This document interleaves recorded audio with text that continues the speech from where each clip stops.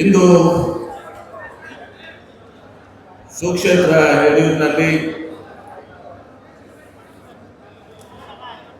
ಭಾರತ ದೇಶದ ಉಪರಾಷ್ಟ್ರಪತಿಗಳು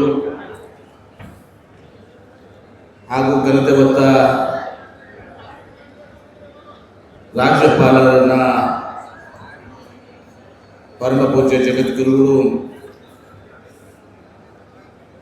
ಇಲ್ಲಿ ಕರೆಸಿ ಒಂದು ರಾಜಗೋಪುರ ಲಕ್ಷ ದೀಪೋತ್ಸವ ಹಾಗೂ ಕೃಷ್ಣ ಆರತಿ ಮತ್ತು ಅನೇಕ ಧಾರ್ಮಿಕ ಸಭೆಗಳ ಮುಖಾಂತರ ಹಮ್ಮಿಕೊಂಡಿರುವಂಥ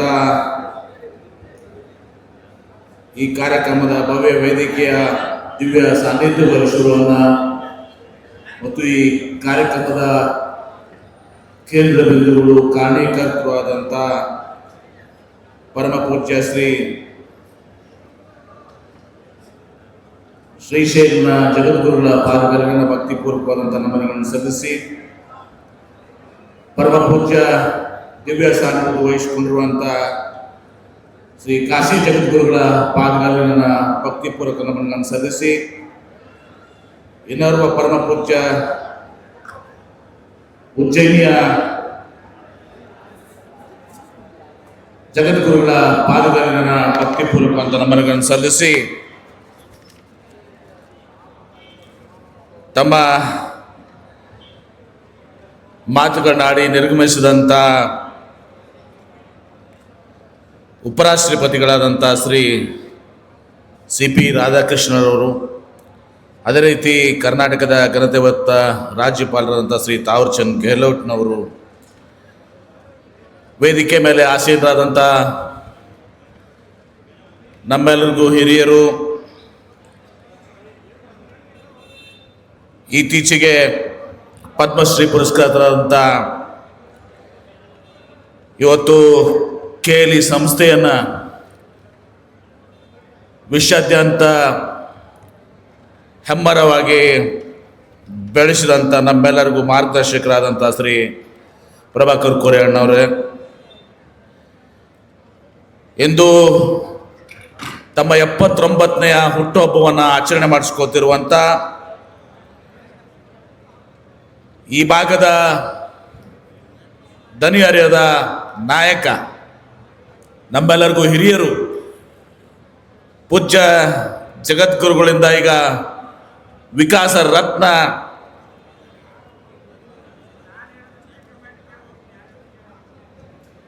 ಒಂದು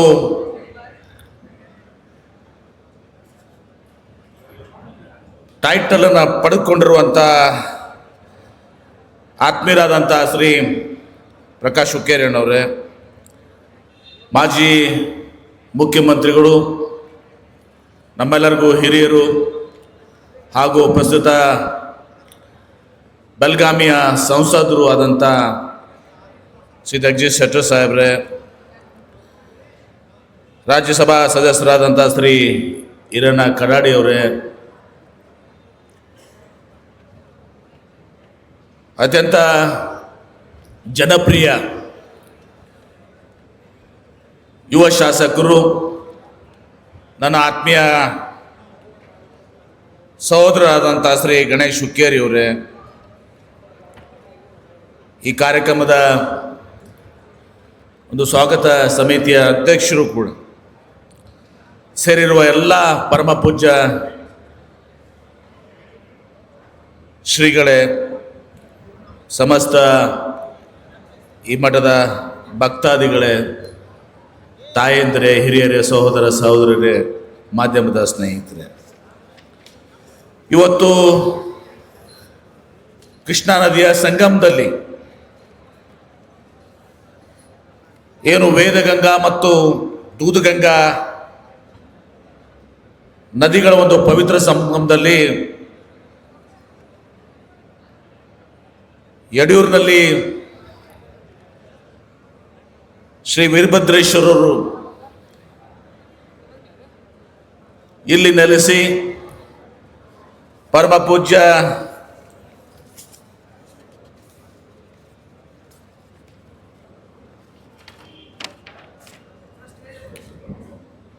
ಶ್ರೀಶೈಲನ ಪರಮ ಪೂಜ್ಯ ಡಾಕ್ಟರ್ ಚನ್ನಸಿದ್ದರಾಮ ಪಂಡಿತರಾದ ಶಿವಾಚಾರ್ಯ ಮಹಾಸ್ವಾಮೀಜಿಯವರು ಹೇಳಿದ ಹಾಗೆ ಅಂದು ಐತಿಹಾಸಿಕವಾಗಿ ಇಲ್ಲಿ ಯುದ್ಧ ಪ್ರಾರಂಭವಾಯಿತು ಮತ್ತು ಯುದ್ಧವು ಸಮಾಗಮ ಆಯಿತು ಅಂಥೇಳಿ ಇಲ್ಲಿ ಒಂದು ಶಾಂತಿಯನ್ನು ಕೂಡ ಇವತ್ತು ನೆಲೆಸಿರುವಂಥದ್ದು. ಅದ್ರ ಜೊತೆಗೆ ಕಾಡಸಿದ್ದೇಶ್ವರರ ಒಂದು ಮಠನೂ ಕೂಡ ಇಲ್ಲಿ ಅಲ್ಲಿಯ ಪೂಜ್ಯ ಶ್ರೀಗಳ ಒಂದು ದಿವ್ಯ ಪವಾಡ ಕ್ಷೇತ್ರನೂ ಕೂಡ ಇದು. ಇವತ್ತು ನಮ್ಮ ಭಾರತ ದೇಶದ ಭವ್ಯವಾದಂಥ ಇತಿಹಾಸ ಸಂಸ್ಕೃತಿಯನ್ನು ನಾವು ಅವಲೋಕಿಸಿದಾಗ ಅದೆಲ್ಲಕ್ಕೂ ಹೆಚ್ಚಿನದಾಗಿ ನಮ್ಮ ಕನ್ನಡ ನಾಡಿನ ಒಂದು ಭವ್ಯ ಸಂಸ್ಕೃತಿ ಇತಿಹಾಸವನ್ನು ನಾವು ನೋಡಿದಾಗ ಇವತ್ತು ನಮ್ಮ ಪೂಜ್ಯ ಜಗದ್ಗುರುಗಳು, ಮಠಮಾನ್ಯಗಳು, ಶಿಕ್ಷಣ ಸಂಸ್ಥೆಗಳು ಈ ನಾಡಿನ ಅಭಿವೃದ್ಧಿಗೆ ತನ್ನದೇ ಆದಂಥ ಒಂದು ಬೃಹತ್ವಾದಂಥ ಕೊಡುಗೆಯನ್ನು ಕೊಟ್ಟಿದೆ. ಒಂದು ಕಡೆ ಪಂಚಪೀಠಾಧೀಶ್ವರರು ವಿಶ್ವಕ್ಕೆ ಶಾಂತಿ ದೊರಕಲಿ, ಮಾನವ ಜನ್ಮಕ್ಕೆ ಒಳ್ಳೆಯದಾಗಲಿ ಅಂಥೇಳಿ ತಮ್ಮ ನಿರಂತರವಾದಂಥ ಒಂದು ಧರ್ಮ ಬೋಧನೆಯನ್ನು ಮಾಡುವಾಗ, ಇನ್ನೊಂದು ಕಡೆ ಕಾಯಕ ಮತ್ತು ದಾಸೋಹ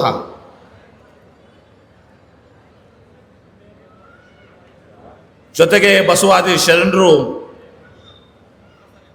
ದೈವ ಧರ್ಮದ ಮೂಲ ಅಂಥೇಳಿ ಒಂದು ಭವ್ಯವಾದಂಥ ವೀರಶೈವ ಲಿಂಗಾಯತ ಸಂಸ್ಕೃತಿ ಅಡಿಯಲ್ಲಿ ಈ ನಾಡು ಇವತ್ತಿನ ದಿವಸ ಮುನ್ನಡೆದು ಬಂದಿದೆ. ಇವತ್ತು ಶ್ರೀ ಕ್ಷೇತ್ರ ಯಡೂರಕ್ಕೆ ಏನು ವೀರಭದ್ರ ದೇವಸ್ಥಾನ ಒಂದು ಜಾಗೃತ ದೇವಸ್ಥಾನವಾಗಿದೆ. ಇಲ್ಲಿ ಪ್ರತಿ ವರ್ಷ ಲಕ್ಷಾಂತರ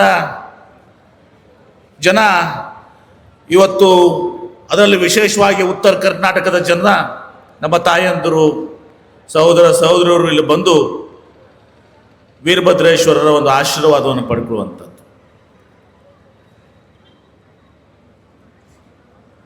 ಇವತ್ತು ಪರಮ ಪೂಜ್ಯ ಶ್ರೀ ಶ್ರೀಶೈಲ ಪೀಠದ ಜಗದ್ಗುರುಗಳು ಡಾಕ್ಟರ್ ಚನ್ನಸಿದ್ದರಾಮ ಪಂಡಿತಾರಾಧ್ಯ ಶಿವಾಚಾರ್ಯರು ಈ ಒಂದು ಯಡೂರು ಕ್ಷೇತ್ರದ ಒಂದು ನೇತೃತ್ವ ವಹಿಸ್ಕೊಂಡ ಮೇಲೆ ಇದು ಸಾಕಷ್ಟು ಇವತ್ತೊಂದು ಸಹ ಅಭಿವೃದ್ಧಿ ಆಗಿ ಇವತ್ತೊಂದು ಸಹ ಇವತ್ತು ಹೆಮ್ಮರವಾಗಿ ಇವತ್ತೊಂದು ಸಹ ಬೆಳೆದಿದೆ. ಒಂದು ಕಡೆ ಶ್ರೀಶೈಲ ಕ್ಷೇತ್ರ, ಇನ್ನೊಂದು ಕಡೆ ಇವತ್ತೊಂದು ಸಹ ಯಡೂರು ಕ್ಷೇತ್ರ. ಇವು ಎರಡು ಕಣ್ಗಳಂತೆ ಇವತ್ತೊಂದು ಸಹ ಪರಮ ಪೂಜ್ಯ ಜಗದ್ಗುರುಗಳು ಇದನ್ನು ಅಭಿವೃದ್ಧಿ ಮಾಡುವಂಥ ಒಂದು ಕೆಲಸಕ್ಕೆ ಕೈ ಹಾಕಿದ್ರು. ಶ್ರೀಶೈಲಕ್ಕೂ ಕೂಡ ಇವತ್ತು ಲಕ್ಷಾಂತರ ಜನ, ಉತ್ತರ ಕರ್ನಾಟಕದ ಜನ ಶ್ರೀಶೈಲಕ್ಕೆ ಹೋದಾಗ ಆ ಎಲ್ಲ ಜನರಿಗೆ, ಮಲ್ಲಿಕಾರ್ಜುನ ದರ್ಶನ ಮಾಡ್ಕೊಂಡು ಹೋಗುವ ಜನರಿಗೆ ಜಗದ್ಗುರುಗಳು ಅಲ್ಲಿ ಆಶ್ರಯ ಅನ್ನದಾಸೋಹವನ್ನು ಮಾಡುವ ಮೂಲಕ ಒಂದು ದೊಡ್ಡ ಕಾರ್ಯವನ್ನು ಇವತ್ತು ಅವ್ರು ಮಾಡ್ತಾ ಇದ್ದಾರೆ. ಇವತ್ತು ಸಮಾಜದಲ್ಲಿ ಪರಿವರ್ತನೆ ಆಗಬೇಕು ಎಂದು ಬಯಸುವ ಒಂದು ಕನಸನ್ನು ಪರಮ ಪೂಜ್ಯ ಜಗದ್ಗುರುಗಳು ಹೊತ್ತುಕೊಂಡಿದ್ದಾರೆ. ಯಡೂರಿಂದ ಶ್ರೀಶೈಲವರೆಗೆ ಅವರು ಪಾದಯಾತ್ರೆ ಮಾಡಿ, ಆ ಪಾದಯಾತ್ರೆಯಲ್ಲಿ ಪ್ರಮುಖವಾಗಿ ಇವತ್ತು ಶ್ರೀಶೈಲ ಕ್ಷೇತ್ರ ಅಭಿವೃದ್ಧಿ ಆಗಬೇಕು, ಭಕ್ತಾದರಿಗೆ ಇನ್ನೂ ಹೆಚ್ಚಿನ ಸೌಲಭ್ಯಗಳು ಸಿಗಬೇಕು ಅನ್ನುವಂಥ ಕಾರಣ ಇದ್ದರೂ ಕೂಡ, ಜೊತೆಗೆ ಪರಿಸರಕ್ಕೆ ಎಲ್ಲೆಡೆ ಇವತ್ತು ಗಿಡ ಮರಗಳನ್ನ ಬೆಳೆಸಿ ಹಸಿರೀಕರಣಕ್ಕೆ ಇವತ್ತು ಸಹ ಒಂದು ಒತ್ತನ್ನು ಕೊಟ್ಟಿರುವಂಥದ್ದು. ಇವತ್ತು ಹಸಿರು ನಮ್ಮ ಉಸಿರು, ಸ್ವಚ್ಛ ಗಾಳಿಗಾಗಿ, ಸುಂದರ ಪರಿಸರಕ್ಕಾಗಿ ಇವತ್ತು ಸಹ ಎಲ್ಲರೂ ಬಯಸ್ತಾರೆ. ನಮ್ಮ ಸುತ್ತಮುತ್ತಲಿನ ಒಂದು ವಾತಾವರಣ ಸ್ವಚ್ಛತೆಯನ್ನು ಕೂಡಬೇಕು, ಪರಿಸರ ಅದನ್ನು ನಾವು ಕಾಪಾಡ್ಕೊಂಬರ್ಬೇಕು. ನಮ್ಮ ಪರಮ ಪೂಜ್ಯ ಸಿದ್ದೇಶ್ವರ ಮಹಾಸ್ವಾಮೀಜಿಯವರು ತಮ್ಮ 50 ವರ್ಷದ ಸುದೀರ್ಘ ಒಂದು ಪ್ರವಚನಗಳಲ್ಲಿ ಅವರು ಸ್ವಚ್ಛತೆ ಮತ್ತು ಹಸಿರೀಕರಣಕ್ಕೆ ಒಂದು ಒತ್ತನ್ನು ಕೊಟ್ಟಿದ್ರು. ಆ ಒಂದು ಕೆಲಸವನ್ನ ಪೂಜ್ಯ ಜಗದ್ಗುರುಗಳು ಶ್ರೀಶೈಲ ಜಗದ್ಗುರುಗಳು ಇವತ್ತು ಸಹ ಇಲ್ಲಿನೂ ಕೂಡ ಇವತ್ತು ಸಹ ಬಹಳ ದೊಡ್ಡ ಪ್ರಮಾಣದಲ್ಲಿ ಮಾಡ್ತಾ ಇದ್ದಾರೆ. ಅದೆಲ್ಲರೂ ಕೂಡ ನಾವು ಶ್ಲಾಘನೀಯ ಅನ್ನೋ ಮಾತನ್ನು ಕೂಡ ಸಂದರ್ಭ ಹೇಳಕ್ಕೆ ಬೇಕು. ಇವತ್ತು ನಮ್ಮ ಸಮಾಜ, ವಿಶೇಷವಾಗಿ ನಮ್ಮ ದೇಶ ರೈತ ಪ್ರಧಾನವಾದಂಥ ದೇಶ. ಇವತ್ತು ರೈತರಿಗೆ ಒಳ್ಳೆಯದಾಗಬೇಕು,